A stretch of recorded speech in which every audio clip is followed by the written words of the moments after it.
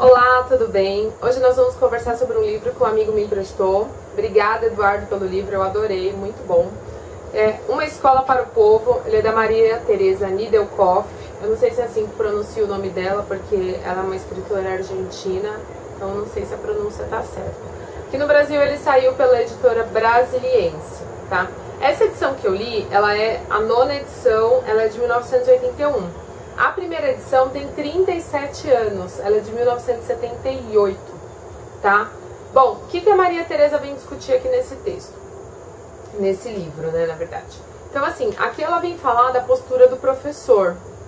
A Maria Teresa, ela fala do professor policial, fala do professor do povo, fala de questões políticas que envolvem a profissão do professor, da postura dele em sala de aula, discute sobre livros didáticos, enfim, ela faz um resumão do cenário da escola argentina de 1978.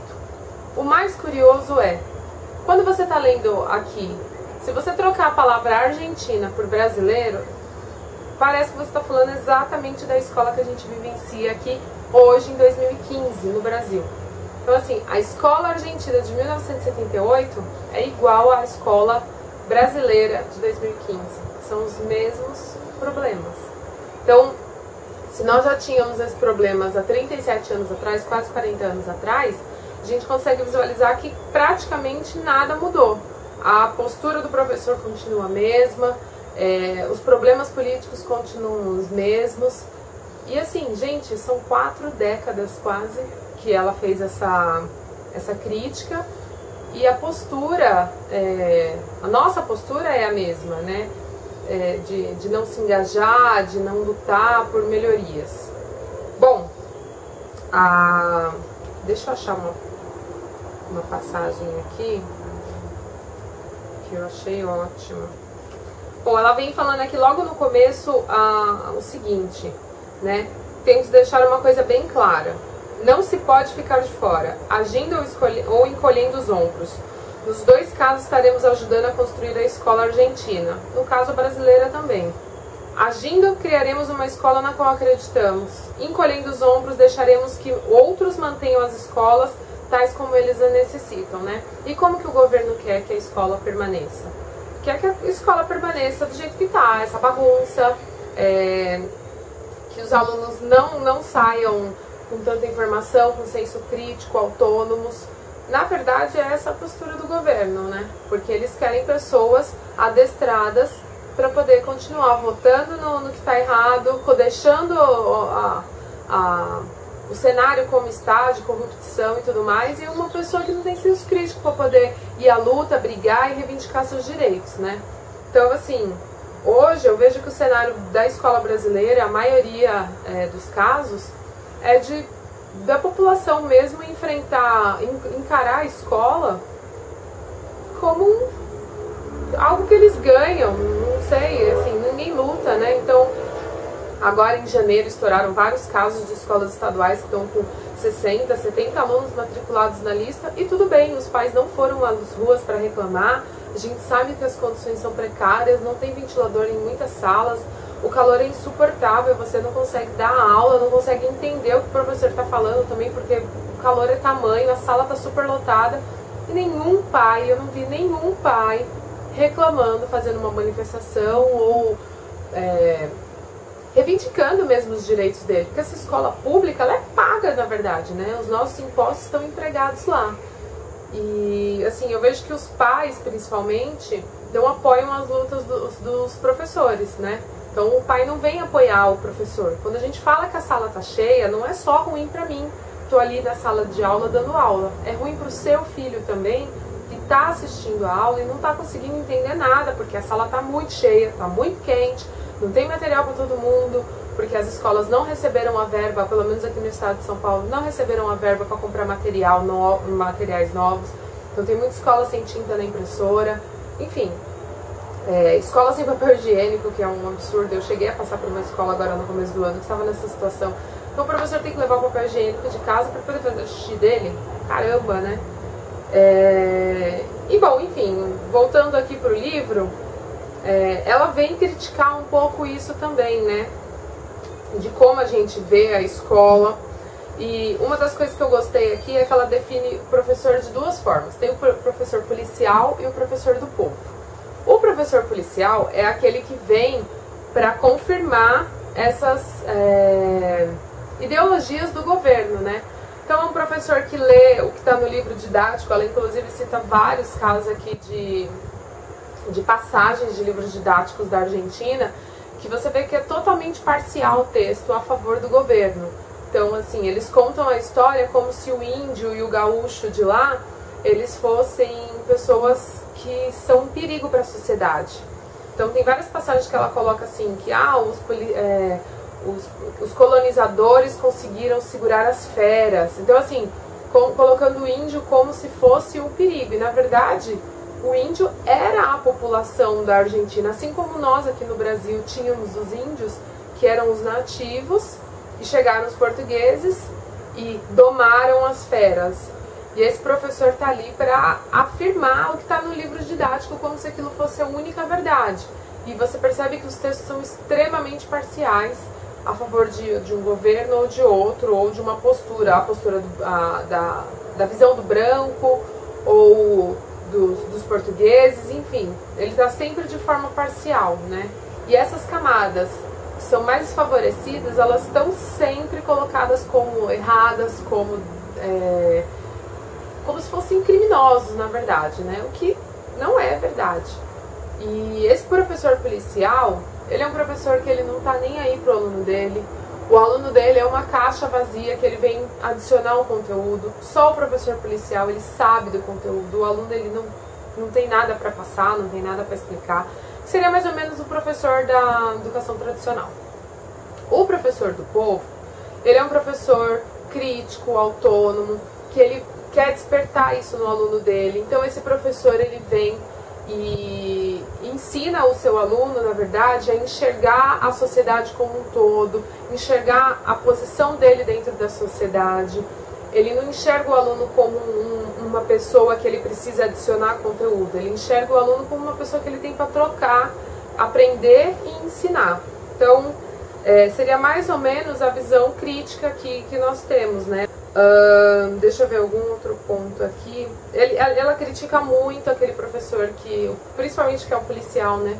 Que é aquele professor que exige disciplina na sala de aula, exige o silêncio, exige que todos estejam parados, mumificados, olhando para ele como se ele fosse o dono da verdade. Ela fala muito do consumismo. Tem uma parte aqui que é muito interessante, que ela fala assim: são lançados no mercado produtos culturais de um nível de qualidade deplorável. Isso lá em 1978, né? Aqui no Brasil a gente sabe muito bem como é que está essa situação também. E destinados às classes populares, né? Então, assim, esse material cultural é destinado à classe popular.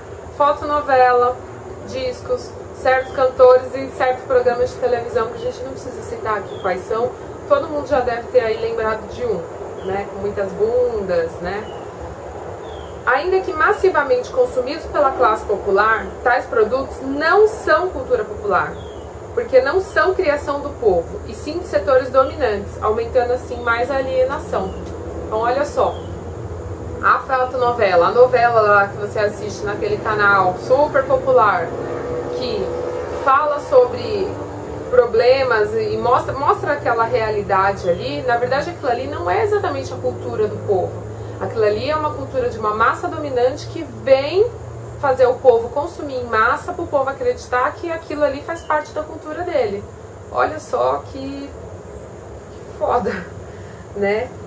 E ela vem criticar também a postura do professor quando ele encontra alunos de classes mais desfavorecidas mesmo, sala de aula, né? Que eles querem que o aluno de classe média, classe baixa, na verdade, tenha o mesmo rendimento do aluno de classe média. E como que eu vou fazer isso se o meu aluno dessa classe mais desfavorecida, ele tem uma mãe que não está alfabetizada devidamente para ajudar ele no dever de casa, ele não tem muitas vivências em locais culturais como teatro, museu, viagens, assim como o aluno de classe média. Então, assim, o aluno de classe média, quando chega na escola, a Teresa fala que ele já ali é como se fosse uma extensão da casa dele. Na casa dele também tem muitos livros, na casa dele também é tudo muito organizado, na casa dele tem é tudo muito limpo. E assim, o aluno da classe desfavorecida nem sempre tem água encanada, ele provavelmente não tem livros na casa dele, então assim, a escola não é uma continuação da casa. A escola é um lugar diferente, e um lugar que ele não se sente tão à vontade, porque é muito diferente da realidade dele, né? Então ela faz duras críticas aos professores que enxergam esses dois alunos como se eles fossem exatamente iguais, né? E não é, a bagagem cultural deles, social, econômica, é extremamente diferente. Isso dá uma diferença absurda na hora do momento da aprendizagem. Deixa eu ver se tem mais algum ponto aqui que eu lembro que ela comentou, que é super importante. Ela vem falar também da progressão automática, né, que é o que a gente tem aqui hoje no Brasil também, que o aluno não reprova, ele só reprova 3 vezes, que agora é no final de cada ciclo. No fundamental, no 3º, 6º e 9º ano, que são os novos ciclos da escola, né? E aqui ela vem falar que a progressão continuada, se ela fosse feita de uma forma diferente, ela poderia funcionar. A questão é a seguinte: para a progressão continuada funcionar, você não tem que ter um lugar onde o aluno tem que alcançar. Então, por exemplo, eu tenho um aluno e ele vai... Nós temos aqui no Brasil progressão continuada, nenhuma série reprova. Eu não tenho que chegar no final do 9º ano com um X no mínimo que o aluno tem que aprender. Para ser progressão continuada, o aluno tem que aprender o quanto ele conseguir. Não tem que ter uma prova no final, como o Saresp, por exemplo, para poder ficar verificando o quanto que ele aprendeu.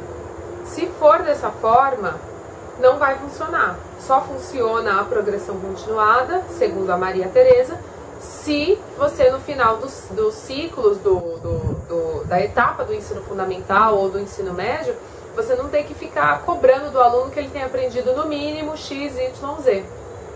Eu achei bem interessante essa visão dela, porque pensando por esse lado, sim, a progressão é ótima. Porém, eu não vou ter o mínimo que o meu aluno atinja, e esse mínimo, que hoje já é um mínimo do mínimo do mínimo, né, que a gente está exigindo, eu não sei se ele estaria tão preparado para o mercado de trabalho, para viver em sociedade. Eu não sei se ele estaria tão preparado quanto a gente prepara ele hoje com a reprovação. Enfim, é um assunto bem complexo para ser discutido. Mas, resumidamente, o livro é isso, né? Esse aqui é um livro que vem falar... Ele é dirigido principalmente para professores que trabalham em bairros operários, periferia, favelas, né? Comunidades, na verdade, né? Aqui ela fala muito de favela, mas acho que é uma fala muito da época, né? Hoje a gente chama de comunidade, né? E aqui ela vem para questionar mesmo os métodos de ensino que estão vigentes, que estavam vigentes lá em 1978 e que estão aqui agora praticamente como eram naquela época, e na Argentina e no Brasil parece que são o mesmo lugar, né? Então é um livro que vale muito a pena se você é professor, estudante de pedagogia, ou trabalha na área da educação. Uma Escola para o Povo. Eu não sei se esse livro é fácil de achar, eu vou devolver para o Eduardo, vou ver se eu encontro um para eu comprar para mim também. Vou entrar em contato com a editora. Mas assim, é um livro extremamente importante, é um livro que você para o tempo todo para refletir na sua prática, para refletir em diversos momentos, né? Tem várias partes aqui que eu fiz as marcações, né? E que eu fiz várias anotações num caderno depois, porque você fica assim bem reflexivo, né? Você acaba se enxergando em algumas falas que não são tão legais, que você achava que estava agindo da maneira certa, depois você para pensar e fala, opa, eu não estou bem indo pelo caminho certo, né? Então, vale muito a pena para a reflexão da sua prática, para você poder entender um pouco melhor o que está acontecendo ali e se localizar, né? Se você é um professor policial, se você é um professor do povo. E caso você seja um professor policial, tentar migrar para o lado do professor do povo, porque, sinceramente, de professores policiais nós já estamos cheios e precisamos, na verdade, eliminá-los da educação. O professor policial ele não pode ter espaço para trabalhar na educação. Ou ele vira um professor do povo, ou ele deveria, sinceramente, abandonar a educação, já que ele não tem o mínimo de vontade de fazer a diferença na escola, né? Então, fica aqui a dica, Uma Escola para o Povo, da Maria Tereza Nidelkoff, acho que é assim, e da editora Brasiliense. Espero que vocês tenham gostado da dica. Críticas, sugestões, vocês coloquem aqui, por favor, no box nos comentários, que aí eu respondo vocês, tá? Muito obrigada por assistir o vídeo. Se você gostou, aperta o joinha para ajudar a divulgar. Isso ajuda muito na divulgação do canal e dos vídeos. E até a próxima. Um beijo. Tchau, tchau.